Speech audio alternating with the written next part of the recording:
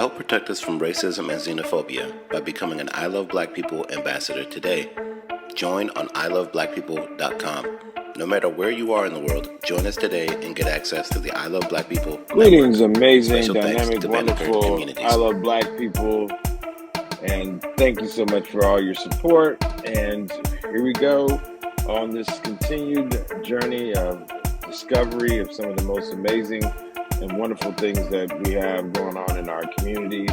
We're just thankful for everyone's support just to be able to share.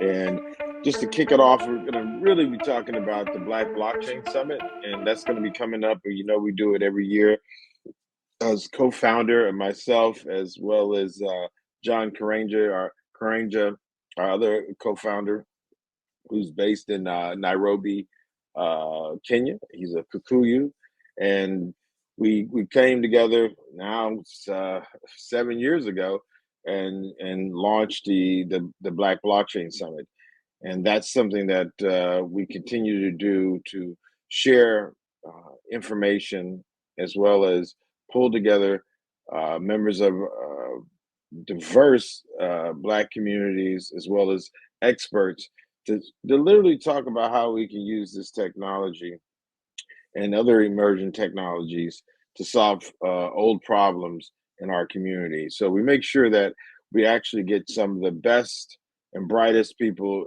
who are in like social science, like social work, psychology, economics, as well as like practitioners, lawyers, accountants. And we take those folks as well as some of the best folks on the tech side of the applied technologies, the applied sciences like computer engineers,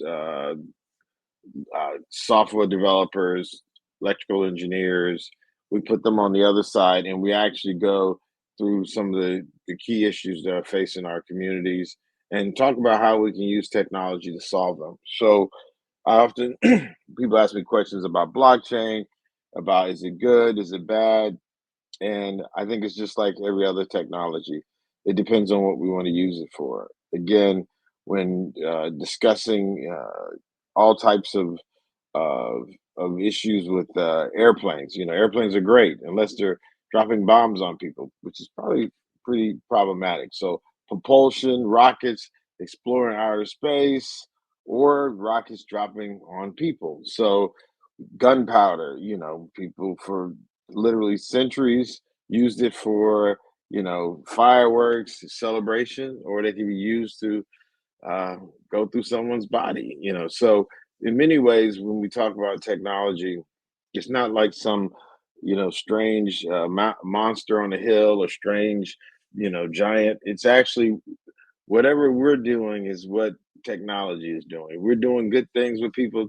I'm sure the technology will be doing good things with people. If we're trying to do bad things to people, deceive people, and we've seen that in the blockchain space, scams, as I've told you and shared with you, all that I was hacked for well over 50 Bitcoins. And, you know, there are real consequences to this technology. And we want to make sure that we inform as many people in our community as possible. Now, we did start off with actually a tour where we actually did a tour before we started the summit, and we called it the Transatlantic Black Bitcoin Tour. And we actually started the tour in this 2017, where we traveled to different historically Black colleges, and then for homecoming, and then we also traveled to some universities in Zimbabwe. So we call it. There's actually two different buses, but we called it transatlantic because we literally continued to tour across the Atlantic, and definitely was very interesting. We were able to reach people, and if you could think back to 2017, which is now, you know, in 2017, that's about 7 years ago, right? So you're looking at a time where people still were not didn't even know really what Bitcoin was, still was had heard but not necessarily had engaged, involved, and we wanted to make sure that this technology was exposed to our community. And homecomings are very, for those who aren't really familiar with historical Black colleges, universities, uh, they're definitely a wonderful place to have the intersectionality of generations because You have alumni who come back who are older, and you have students who are currently enrolled who are super excited because homecoming is a great opportunity for us to be festive and kind of appreciate the experiences we had at alma mater. And also it brings many people from the surrounding area that or even far away to be a part of the celebration. So we were well received throughout the tour, and we went to like Florida A&M, the AUC, Clark, Atlanta, Spelman, Morehouse. There, we traveled to Prairie View A&M, Texas Southern. So we really did a nice, of course, Howard, Morgan State. We did the full gamut of historically Black colleges and universities. And one of the things that we learned from it, and as well as we went to universities in Zimbabwe, NUST, as well as universities of Zimbabwe, Women's University, Africa University in Zimbabwe. The tricky part about Zimbabwe, we actually kicked it off as we were launching our startups remittance project using Bitcoin, and there was a coup. So I tell people I'm not impressed with startup stories. People launching if it doesn't include a coup d'état. But at the time, there was a coup of the president, Robert Gabriel Mugabe, may he rest in peace. And it was his administration actually that gave us the license. We were the first startup under Mari, now Bill Murray. We were the first startup in world history to receive a remittance license from a reserve bank to explicitly use Bitcoin to remit cash. And that was a huge big deal that really started to deal with the real issues of how do you use this technology in a useful way. And it had nothing to do with the value of the token. It really had to do with the fact how secure the Bitcoin blockchain is and how efficient it is in transferring value. So in those days, that was the key. And we wanted to make sure that we were able to share that information with universities on both sides of the Atlantic. And then the cost of it, we still have the bus. It was actually a RV, and with a bathroom and all the things inside, a kitchen, shower, and all these things cost a lot of money. So you're a startup hosting this. It was really motivation to say that we wanted our community to understand this. We're working in this space. These are the people that we would be depending on to be a part of what we're doing. And the best thing to do is go out there on the road is educate. Well, after spending that time and money, we realized maybe the better thing would have been, or a better thing moving forward would be a summit. And of course, being based in Washington, D.C., we saw Howard University being, and of course, I attended Tuskegee and Howard University.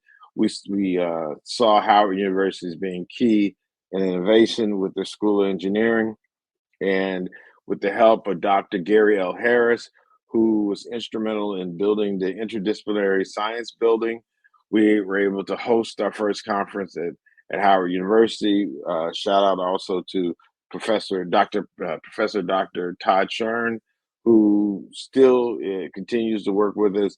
Unfortunately, Dr. Gary L. Harris is no longer with us, but we would love to see the name of the interdisciplinary conference building to be named after Dr. Gary L. Harris. It would be just a great a testament to the work he did and the work he inspired. Again, not just the Black Blockchain Summit, but semiconductors. I mean, he really spanned a nanotechnology. He spanned the gambit in the work that is necessary. And I mean, just in talking on this on this show, I think right now we're planning, in addition to doing the summit, of course, we're looking at expanding beyond the conference and actually doing the work all year round and making sure we're able to reach out to the community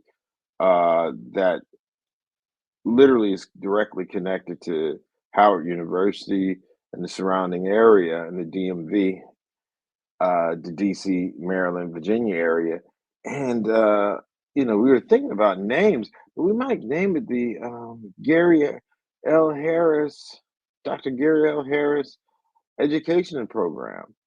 That might be a great way to honor him, because one of the things Gary L. Harris did, he would actually be involved in the community. He was one of those professors at Howard University who understood the mission and made sure he reached out to like local communities in Prince George's County and other places in the surrounding area to find the best of the best students. Just as much as coaches scout for the best players, he would be scouting for the best scientists, students and science and math students to recruit them to Howard University.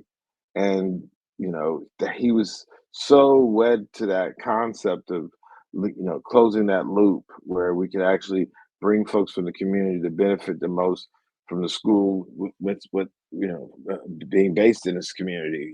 One of the things that we see as being important is that we talk about all the education that goes on at the Mecca, and that education should benefit those closest to the university. And if we can do anything in changing the lives and outcomes, would be in the community in which we're based. So, in many ways, Dr. Gary L. Harris, was that example. And man, that would be a great way to uplift his example with our educational program, naming and this is I'm just throwing this out. This actually just in us pre-recorded show. Thinking about this, like, man, that would be super awesome to repeat his name often. Currently, we normally do like a reception that's in his honor. So we did last year. We had the reception on Capitol Hill, at the Capitol Hill Visitor Center, which was super awesome. And we saw that as an opportunity to share and get people out and committed to literally support the work we're doing with the conference, but to expand it as we're proposing and working on all year round activities. I think what we do is actually create something that really is, able to touch as many people possible. It's important to have the conference because it gives us an opportunity to bring some of the best and the brightest in this community as far as the blockchain, these emerging technologies. It allows us to bring together physically in one location. And we've been able from that, so many projects, activities, startups, just relationships. People even got married from their engagements, well, engaged and married from the activities that happened at the Black Blockchain Summit. So, and getting married is an awesome thing. So I know that kind of seems a little odd, but even that, shows that when we come together as a people, these are some opportunities that you can do things in ways that you couldn't do virtually. And that's not to say, of course, we went through the period of time during COVID where everything was virtual. Now we do a hybrid where we literally one day on that the first day is a hybrid, and then the second day is literally all in person, even though all of it is still streamed. So it's important for us to do that so that we can capture as many people. Some people can't make it. One of the things that we don't talk enough about is how racist the visa system is in the United States. With our blue passport, those who are based in the U.S., you can go anywhere. But those same countries who are open and so warm and welcoming to us is not reciprocated through the visa process of the United States. Many of those folks can't actually come. I've even had problems with my own employees where we were operating remotely and they can't come to the U.S. So, without being able to do it hybrid, we wouldn't have as many people to be able to access and be a part of our panels. So we definitely have a hybrid where we actually invite folks to participate in some pre-recorded panels, and it gives us a chance to make sure that we can connect people across time zones, space and time in a way that allows them to collaborate ideas that are super helpful to be shared during the conference. And these are the things that make what we do very special because, again, our focus, like a laser beam, is literally the issues that are facing our Black communities. And I say Black communities because we're not monolithic as a people, but we do have so much in common that literally having these conversations benefit the 1.5 billion people of African descent. So even though it's the Black Blockchain Summit, we have brothers and sisters from all walks of life, of all nationalities, of all races, and we know that race is a fictional, is a made up science. But what we say to people, no matter what your background or where you come from, as long as you're bringing your ideas here to help us solve problems that are facing uh, people of African descent, our Black communities. So the focus is very real.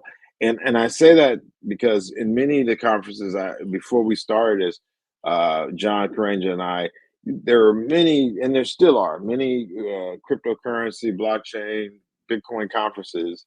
And what happened was, again, and the people talking about this diversity, DEI, diversity, equity, inclusion.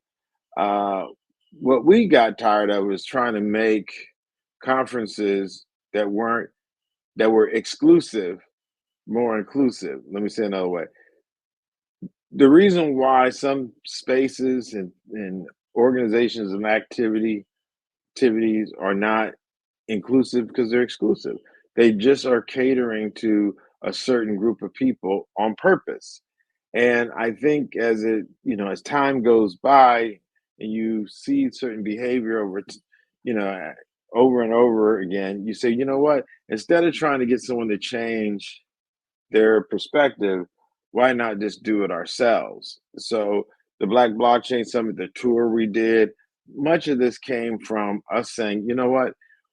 We want to create the space and world that we see worth living in. And even our whole concept of Satoshi is Black, the whole concept of a technology that's decentralized and open source that allows so many people to be empowered and self-determination, and the fact that the founder, the creator, literally disappeared and used pseudonyms instead of using her own name. And we say it's probably a Black woman because a man would never have walked away from anything they created. But women have shown repeatedly throughout history a level of selflessness to bring life, and men have unfortunately shown more of a propensity to take life. So we literally say Satoshi is Black, looking at the context of the world and the wonderful contribution or gift of this technology and how it was given.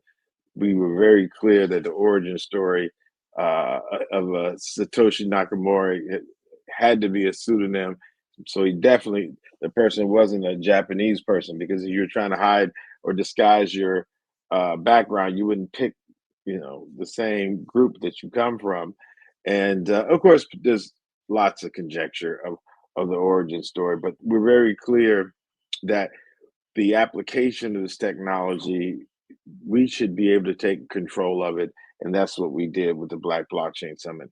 And instead of trying to get people, like, we would go to conferences, just to give you an example, and they would talk about the underbanked, unbanked people in Africa.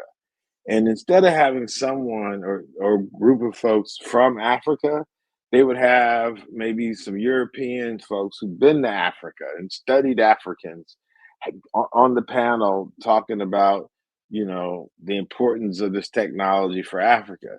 And you're like, it just left you to think, like, you mean there's no African folks that y'all know that you could have had on the panel that would have been willing to discuss the context of this technology for the people? So again, instead of trying to change people's perspective on how to relate the technology to the greater community, the Black Blockchain Summit was born. Our work has been born out of that. That, again, self-determination. We don't need a third party. We don't need someone to do a conference for us, or we don't need space created within someone else's we start our own. And that's, and again, diversity, inclusion, and equity, I think are very important. We've seen through when we started this before the George Floyd's story came out and really shocked the world. It was in May 25th, 2020. And I know that date because it's the same day as African Liberation Day. He was murdered. And we already knew the disparities were have been here, and we understood the work that we had to do to overcome and empower our people. But with all the promises made about what would be done to change, uh, you know, business and change it from the business as usual, we do think that energy that was developed around that was warranted. With the murder of George Floyd. But what we've seen, and this is time and time again, a check that's come back with insufficient funds, like that check didn't cash. And that doesn't, again, take away the energy in trying to make a difference to be included. But I will say that, the work that we've done to build our own conference, own opportunities for us to work together with those who are interested. And this is people of all walks of life. Shout out to, again, Uphold, a white-owned company, Gemini, Cameron Winklevoss, Max Kaiser, my godfather, and Stacy. Like, there's been people throughout all backgrounds who've been super supportive, and we didn't have to coerce them. We didn't have to give them hey, we're poor and we're just disadvantaged, come save us. No, we're going to save ourselves. And if you want to be a part of that, we welcome you. But we're not here for no saviors. We're here to literally work together, build on this unity. So it's important that we do this in a way that makes sense, and we do our best to continue to build. So that's our reason of doing this. And when we do work like this, it's important that we continue to value the things that we do in a way that actually makes sense for everyone, and make sure that we work in a way that gives people the opportunity to express themselves in a way that lifts up the Black community and solves problems. And if we can't make the work we do relevant, then people won't even be interested in being educated. So we're very clear from day one.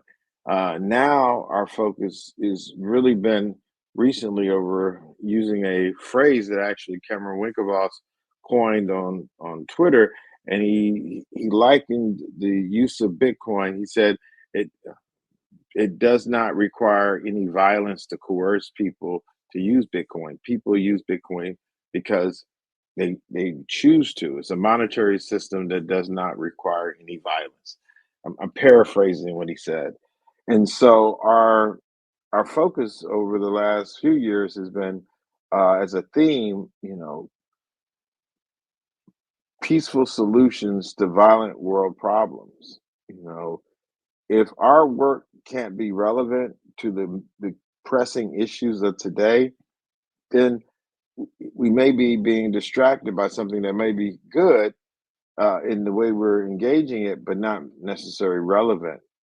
So when I talk to my team, we're talking about how we got to make decisions. In order to make good decisions, we have to have accurate, timely, and relevant information. And when we start looking at the ideas and issues that we prioritize, the issue of gun violence throughout the world. If you really look at what's happening in the Middle East, parts of Africa, in the Caribbean, as well as the rest of North America, violence is one of the key issues that destabilize communities. And again, in some cases, genocide, in some cases, no cameras talk about the genocide. But we're clear that the deaths of our children should never come from guns. This is something in a civilized society that we live in, we should be beyond that. And if we're not, that means people are doing deliberate things in order to make these negative things happen, which requires, for in our premise, that we people of good conscience, which we're probably the majority, right? Most people aren't shooting folks. Most folks don't take handguns illegally. Most folks aren't somewhere dropping bombs on people. So most of us, the majority, I think Karen Hunter always talk about we are the global majority. We need to use our time and energies to deliberately do things to protect our children from those deliberate things being done to harm them. And some of the most scalable, effective, efficient ways to do it are using some of the technologies, applications of the technologies that we work with from Block DC, transformational figure, influential, wonderful brother, Howard alum.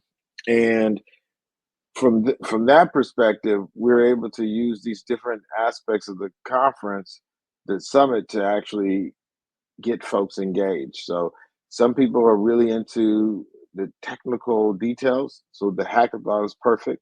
Some people have big ideas that are inspired by this technology, pitch competition. Some people are young folks who are literally still coming up with ideas and dreaming. I mean, I was one of those, as an engineer myself, I was one of those young people with big ideas. So with that being said, we'll be talking more about the Black Blockchain Summit. But as we close out, as I always do, I am because we are, and it wouldn't be us without you. Got any questions about the Blockchain Summit? info@blackblockchainsummit.com. Thank you so much for all your support. Help protect us from racism and xenophobia by becoming an I Love Black People ambassador today. Join on iloveblackpeople.com.